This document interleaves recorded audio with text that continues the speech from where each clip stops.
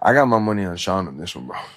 Yeah, me too. And he didn't do anything fancy either. You know, his style works for him. It's just I think more than anything, Sean's got good defense to not really get clipped too much, where he's taking like massive shots and then it builds up over time. Like I think DDP was a wild card for him because he was just as awkward.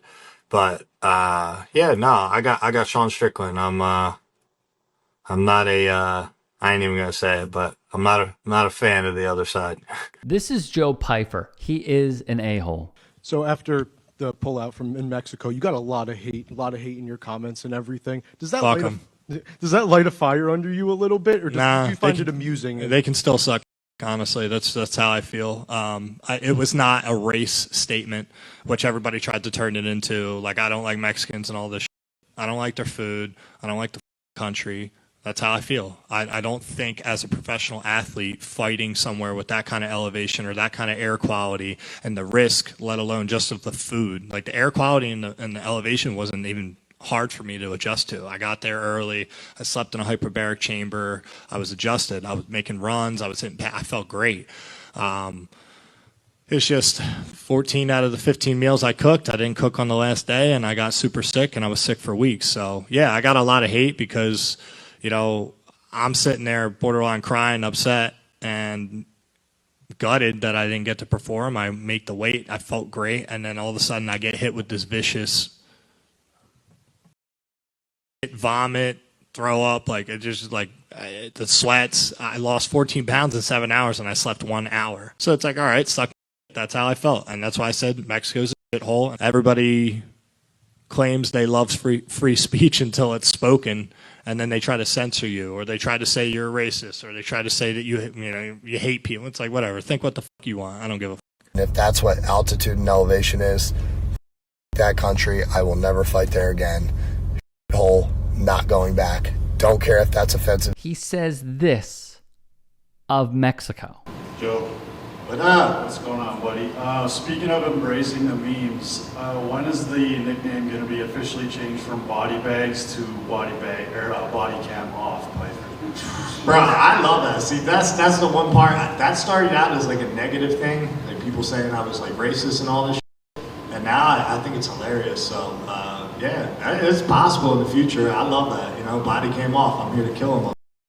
Thinks police brutality not captured on body cam because the cops turn off said body cam is, quote, hilarious. Of course it is to a person like this. When he beat Israel Adesanya, who was 36 at the time of his loss, meaning, let's just be real, he was at the tail end of his career, Pyfer made him out to be a criminal in a meme. Anyone with just a few more brain cells than Pyfer knows exactly what he is doing here and what he's trying to signal. One commenter wrote, offensiveness notwithstanding, you have to be the kind of person who struggles with Velcro shoes to find this funny. Another added, if any current fighter was a member of ICE, Joe would be amongst my first guesses. He would admit to infidelity with his significant other and claimed he was going to take his own life until he found God. The first clip, he was talking about Khamzat Chimaev. The comment that stood out to me and should stand out to you is, I got Sean Strickland. I'm not going to even say it, but I'm not a fan of the other side. Why would you say that? Is it because he's Muslim? Is it because you're potentially a Christian nationalist and believe any other religion is just not worthy of respect? Or even that person having a shred of humanity? So you indignify them?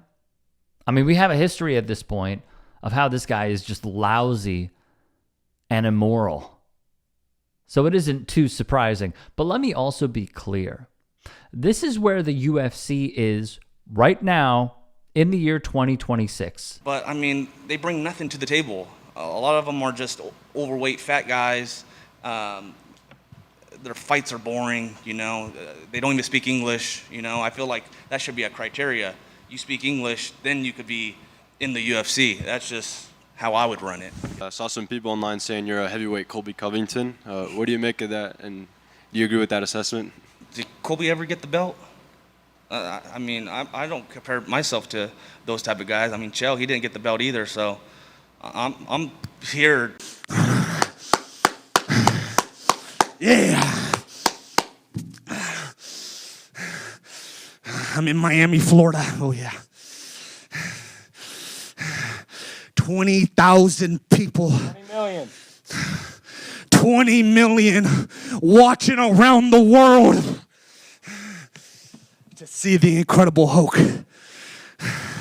I will show everybody that I'm the best, from the east to the west, to the old dying man, to the baby on the breast. Mama, you know who the best is, Mama? The Incredible Hulk's the best, Mama. Hey, what's up, dog? From that despicable buffoon, Josh Hokett, who even did some other BS today. We've got a pretty supportive gay and lesbian community in this city. I did want to ask you about something you wrote a couple of years ago. You said, if I had a gay son, I would think I'd... Oh, look, another. I'm saying to you, the swamp, you guys, the swamp. You become a champion, you become a star, and someone says... Let me ask you something. Are you gay? Have you had the chance to interact with a more diverse... Are you... Let me know, are you gay? Can I get an answer? Well, no, I'm asking, this is a part of, are you a gay man? I'm an ally of the community. Okay. If you had a son and he was like, you had a son, he was gay, you'd be like, oh man, you don't want a grandkid? No problem with it. Oh man, well, dude, you're a weak man, dude. You're part of the problem. You elected Justin Trudeau. Like, when he sees the bank accounts, like, you're just pathetic. And the fact that you have no backbone, and has he shut down your country and seized bank accounts? You ask me some stupid like that, go yourself. Move the on, man. Really, answer the question. Sean Strickland and... the Black Lives Matter is a complete sham. It's a joke. They're taking these people that are complete terrorists. They're taking these people that are criminals. These aren't people that are hardworking Americans, blue-collar Americans. These are bad people. Of course, Colby Covington. But for a sport that really made its way of being anti-establishment, really for the working class fellow, we really pride ourselves on that.